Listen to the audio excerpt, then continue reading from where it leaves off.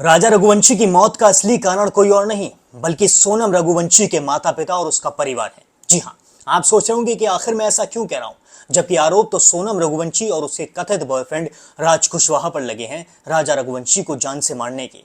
लेकिन मैं आपको ये गारंटी देता हूं कि इस वीडियो के अंत तक आप भी ये मानने को मजबूर हो जाएंगे कि हाँ, सच में राजा रघुवंशी की मौत का कारण कोई और नहीं बल्कि सोनम रघुवंशी का ही परिवार है। सबसे पहले आप जान लीजिए कि राजा रघुवंशी हत्याकांड में हर दिन, हर पल, हर मिनट, हर सेकंड एक नया खुलासा होते हुए नजर आ रहा है। इस केस की गुत्थी सुलझने से ज्यादा उलझती जा रही है। इस केस में नए नए किरदारों की एंट्री हर सेकंड पर होती हुई नजर आ रही है। पुलिस का भी इस केस में पूरी तरीके से दिमाग चकरा गया है। पुलिस का भी यही मानना है कि यह केस सुलझने की जगह उल्टा उलझता जा रहा है। लेकिन एसआईटी ने यह ठान लिया है कि वो इस केस की बुनियाद तक पहुंच के रहेगी, वो इस केस का पूरी तरीके से पर्दाफाश करके रहेगी। तभी ये नए नए खुलासे भी सामने आ रहे हैं। पुलिस पूरी तरीके से इस केस में एक्टिव है, इसी वजह से ये सारे खुलासे हमारे सामने आते हुए नजर आ रहे हैं और एक भी किरदार इस केस में बचता हुआ नजर नहीं आ रहा है। अभी हाल ही में एक नया किरदार सामने आया है, जैसा कि मैंने आपको पहले भी बताया था। इस केस में एक और नया खुलासा हुआ है और एक नया किरदार जिसका नाम शिलोंग जेम्स बताया जा रहा है,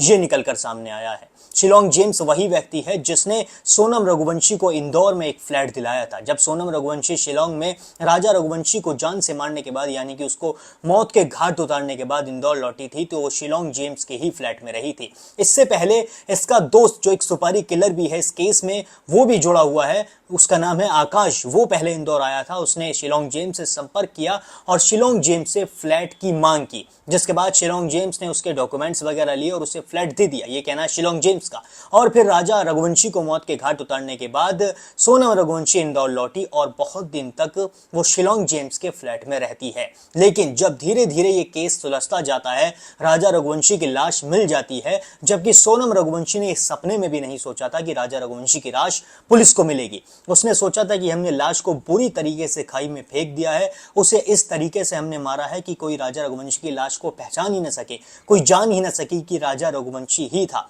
लेकिन पुलिस की समझदारी और सूझबूझ के जरिए पता चल गया कि राजा रघुवंशी की हत्या हो चुकी है, उसकी लाश मिल गई। और जैसे ही लाश मिली, ये सारे आरोपी बुरी तरीके से डर गए, ये बुरी तरीके से सहम गए। इन्हें उम्मीद हो गई थी कि अब ये पकड़े जाएंगे और एक एक करके सबकी गिरफ्तारी होने लगी। पहले 3 सुपारी किलर्स को पुलिस ने जैसे तैसे करके गिरफ्तार किया, जिसके बाद राज कुशवाहा को भी पुलिस ने गिरफ्तार किया। इसके बाद सोनम रघुवंशी बुरी तरीके से डर गई थी, वो इस फ्लैट में ही रह रही थी।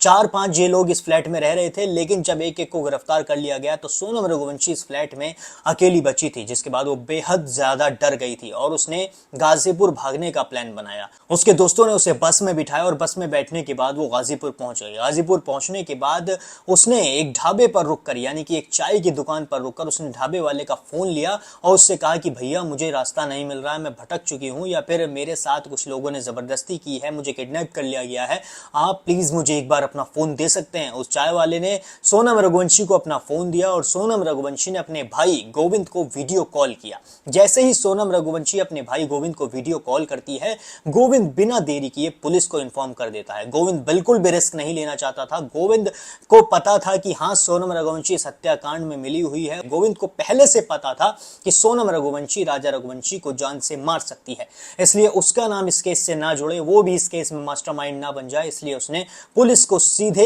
इन्फॉर्म कर दिया। और पुलिस गाजीपुर पहुंची। गाजीपुर पहुंचने के बाद पुलिस के सामने सोनम रघुवंशी ने कई कहानियां बनाई। उसने कहा कि मुझे किडनैप किया गया था, मैं गाजीपुर कैसे पहुंची मुझे कुछ नहीं पता, मैं जैसे तैसे करके यहां पहुंची हूं। जिसके बाद मैंने गोविंद को फोन मिलाया, लेकिन शिलोंग पुलिस की जो शक की सुई थी वो सोनम पर आकर अटक गई थी। शिलोंग पुलिस का कहना था, बेटा हमारा शक तुम पे है, तुम हमसे कितना भी छुपाने की कोशिश कर लो, लेकिन तुम्हें सच तो बोलना ही पड़ेगा। इसके बाद सोनम रघुवंशी को पुलिस वहां से उठाती है और वहां से वो उसको भोपाल लेकर जाती है। भोपाल में जब उसके साथ सख्ती से पेश आया जाता है तो धीरे धीरे सोनम रघुवंशी सारे राज खोलना शुरू कर देती है। वो धीरे धीरे पुलिस की कुटाई के सामने बोलना शुरू कर देती है और वो सबके नाम बताना शुरू करती है, जिसके बाद खुलासा होता है कि एक और किरदार इस केस से जुड़ा हुआ है और इसका नाम मैं आपको पहले भी बता चुका हूं। इसका नाम है शिलोंग जेम्स, जिसने सोनम रघुवंशी को ये फ्लैट दिलाया था और इसी का ये फ्लैट था। शिलोंग जेम्स के पास एक बैग था, जिस बैग में बहुत सारे सबूत थे। जी हाँ, इसी बैग में सोनम रघुवंशी और राजा रघुवंशी से जुड़े बहुत सारे सबूत थे। राजा रघुवंशी हत्याकांड से जुड़े बहुत सारे एविडेंस इस बैग के अंदर थे। लेकिन शिलोंग जेम्स इस बैग को लेकर कहीं चला जाता है और इस बैग को ले जाकर वो एक खाली प्लॉट में रखता है और उसे जला देता देता है, जिसके बाद पुलिस वहां पहुंचती है तो ये बैग जला हुआ मिलता है। शिलोंग जेम्स को फिर पुलिस गिरफ्तार करती है और शिलोंग जेम्स के साथ उस सोसाइटी के गार्ड को भी गिरफ्तार किया जाता है। पुलिस का कहना है कि ये दोनों ही इस केस से जुड़े हुए हैं। इन दोनों ने ले जाकर सबूतों से भरे बैग को जला दिया है। सोनम की आज्ञा पर या फिर किसी और के कहने पर इन दोनों ने इस बैग को पूरी तरीके से नष्ट कर दिया है। अब 7 दिन के रिमांड पर शिलोंग जेम्स को भेजा गया है। अब पुलिस उससे जब सख्ती से पेश आएगी तो वो भी सारे राज खोलेगा। लेकिन जैसे कि मैंने आपको बताया कि इस हत्याकांड के पीछे सबसे बड़े मास्टरमाइंड हैं सोनम रघुवंशी के माता पिता। जी हां, सोनम रघुवंशी के माता पिता को पहले से ही पता था कि सोनम रघुवंशी राजा रघुवंशी से शादी नहीं करना चाहती है। जिस दिन सोनम रघुवंशी और राजा रघुवंशी का रिश्ता तय हुआ था, शादी की डेट फिक्स हुई थी, उसी दिन से सोनम रघुवंशी ने अपने घर में रोना पीटना शुरू कर दिया था। सोनम रघुवंशी के पड़ोसियों का कहना है कि जिस दिन से राजा रघुवंशी के साथ उसका रिश्ता तय हुआ था, उसी दिन से इनके घर से बहुत तेज तेज लड़ने की आवाजें आती थी, चिल्लाने की आवाजें आती थी। सोनम रघुवंशी चिल्ला चिल्ला कर कहती थी कि मेरा राजा में कोई इंटरेस्ट नहीं है, मुझे राजा से शादी नहीं करनी है। लेकिन सोनम रघुवंशी के परिवार वालों ने उसकी एक ना सुनी। सोनम रघुवंशी रोती रही, चिल्लाती रही, वो कहती रही कि प्लीज मेरी शादी मत करो, मुझे शादी नहीं करनी है राजा से। इसके बाद सोनम रघुवंशी के पिता ने एक कार्ड खेला और वो कार्ड ये था कि सोनम रघुवंशी के पिता ने सोनम से कहा कि अगर तुम राजा से शादी नहीं करोगी तो मैं अपनी जान दे दूंगा। जी हां, उन्होंने खुले तौर पर कह दिया था कि अगर तुम राजा रघुवंशी से शादी नहीं करती हो तो मेरा मरा मुंह देखोगी। और इसी के चलते सोनम रघुवंशी को मजबूरी में राजा रघुवंशी से शादी करनी पड़ी, क्योंकि सोनम रघुवंशी अपने पिता से बहुत ज्यादा प्यार करती थी। और इससे पहले सोनम रघुवंशी के पिता को 2 बार हार्ट अटैक आ चुका है। अब सोनम रघुवंशी बिल्कुल नहीं चाहती थी कि सोनम रघुवंशी की वजह से उसके पिता की जान जाए। लेकिन उसके पिता को यह बिल्कुल नहीं पता था कि सोनम रघुवंशी के दिमाग के अंदर एक बहुत ज्यादा हैवानियत भरी स्क्रिप्ट तैयार हो चुकी है। उसने अपने दिमाग के अंदर एक ऐसी कहानी तैयार कर ली है जिसका अंत बहुत ज्यादा बुरा होने वाला है। शादी सहमति से हुई थी, दोनों परिवार की सहमति से हुई थी, दोनों के बच्चन की सहमति से शादी हुई थी। वहाँ की जो सरकार है वो स्टार्टिंग से पहले दिन से ही गलत बोल रही है, झूठ बोल रही है वो। अच्छा, हाँ। अच्छा बाबूजी, मेघालय की सरकार का जो है वो ये ट्वीट है कि 4 लोग गिरफ्तार कर लिए लड़के के साथ, जिसमें 3 लड़के मध्य प्रदेश के। अब ये वहाँ की सरकार को पहले से बताना चाहिए ना ये कहाँ के हैं कहाँ के नहीं है। और बच्ची रात में क्या बोलते हैं गाजियाबाद में आई है, वो होटल वाले से उसने मोबाइल लिया और फिर फोन लगाया भाई के लिए। अच्छा, बेटी ने फोन लगाया? बेटी ने फोन लगाया है। मतलब बेटी खुद गाजीपुर के उस ढाबे में पहुंची है? वो ढाबे पे पहुंची है बेटी मेरी। मतलब ये भी हो सकता है कि वो जिसके चंगुल से उससे छूट के यहाँ पर आई हो? हाँ, वही चीज़ है ना कि उसके चंगुल से बिटिया निकल के नहीं, और इसके बाद में ढाबे वाले के पास पहुंची, वहाँ उससे रोई ढाबे वाले से।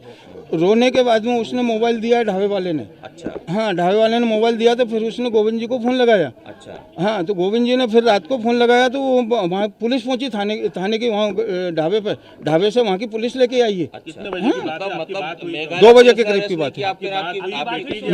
मेरी बिट्टी से अभी मेरी बात नहीं हुई, सोनम से अकेले गोविंद जी से बात हुई है। गोविंद ने बोला कि वहाँ छोरी रो रही थी, सोनम मिल गई है पापा, और अब कोई बात नहीं है टेंशन की, और मैं वहाँ जा रही हूँ। तो वो वहाँ से फ्लैट से निकल गया है तो 11 बजे वहाँ पहुँच जाएगा गाजीपुर। मतलब ये कैसे पहुंची, उसने बताया कुछ? ये अभी उसने नहीं बताया क्योंकि उसकी हिम्मत ही नहीं थी वहाँ बताने लायक। क्या कहना चाहते हैं आप पिता होने के? ये बताइए, जो वहाँ की पुलिस दावा कर रही है, जो वहाँ के मुख्यमंत्री दावा कर रहे हैं, ऐसा अचानक क्यों हुआ है? यू टर्न क्यों आया? वो गलत दावा कर रहे हैं। अच्छा, वो लोग बिल्कुल 100% गलत दावा कर रहे हैं। वो लोग निराधार झूठ बोल रही है, क्योंकि वहाँ की पुलिस फंस रही है उस मामले में, इसलिए वो लोग ये दावा उल्टा दावा कर रहे हैं। वहाँ के डीजीपी तो ये भी कह रहे हैं कि जो सुपारी देकर, मतलब कि पैसा देकर ये किलिंग करवाई है सोनम ने, ऐसा वहाँ के डीजीपी कह रहे हैं। हम नहीं कह रहे हैं। भाई हम क्यों करवाएंगे ये चीज़? मैं आपसे पूछ रहा हूँ, ये बच्ची भी क्यों करवाएगी? बच्ची अगर ऐसा करवाती तो घूमने क्यों जाती? अच्छा, आपने फोन नहीं लगाया सोनम को?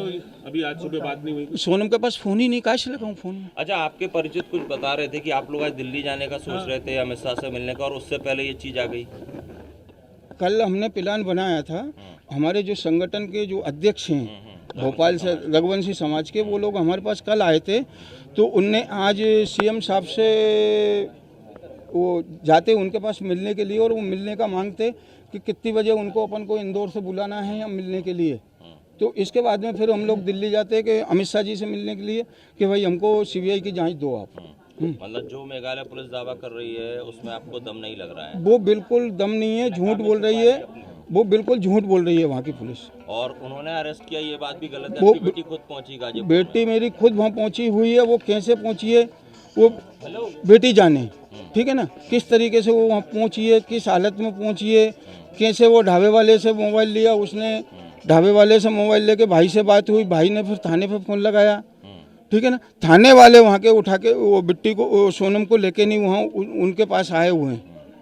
आपकी कोई अपील, आप कुछ कहना चाहेंगे? इतना सब तस्वीर मेरी अपील यही है अमित शाह जी से कि वहाँ सीबीआई की जांच होना चाहिए, पुलिस वाले की भी जांच होना चाहिए, पूरे थाने की जांच होगी, पूरा थाना अंदर जाएगा वहाँ पे।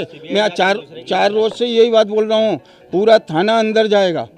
हाँ, मतलब ये आपका ये दावा है, आप ये कह रहे हैं कि मनगढ़ंत कहानी मेघालय पुलिस ने बनाई है, ये बीच में कहानी बना खड़ी कर दी उनने, ये आप तथ्यों के साथ कह रहे हैं? बिल्कुल गारंटी के साथ बोल रहा हूँ, ये बीच में कहानी बनाई है। और सीबीआई जांच होने दो, आप सीबीआई जांच होगी तो पूरा थाना जेल में जाके बैठेगा। अच्छा, हाँ, ये गारंटी के साथ है, अभी भी आप पड़े हुए हैं कि बिल्कुल CBI जांच हो? बिल्कुल 100%। और जब तक इसका मैं पीछा नहीं छोड़ूंगा, जब तक मैं इस चीज़ का पीछा नहीं छोड़ूंगा, कब तक, जब तक सीबीआई जांच नहीं होगी और थाना अंदर नहीं होगा। थाने में जितने पुलिस वाले हैं टोटल अंदर होंगे वो लोग। आपके मुताबिक अभी भी सोनम इनोसेंट है, बेगुनाह है? बेगुनाह है, 100% मेरी बच्ची बेगुनाह है। अच्छा, हाँ, मेरी बच्ची पे क्या मेरे को विश्वास नहीं होना चाहिए मेरी बच्ची पे सही कह कि मेरी बच्ची कहाँ तक जा सकती है। मेरे को पूरा 100% विश्वास है मेरी बच्ची ऐसी हरकत नहीं कर सकती है। वो वहाँ की जो पुलिस है वो मनगढ़ंत कहानी बना के खड़ी कर रही है।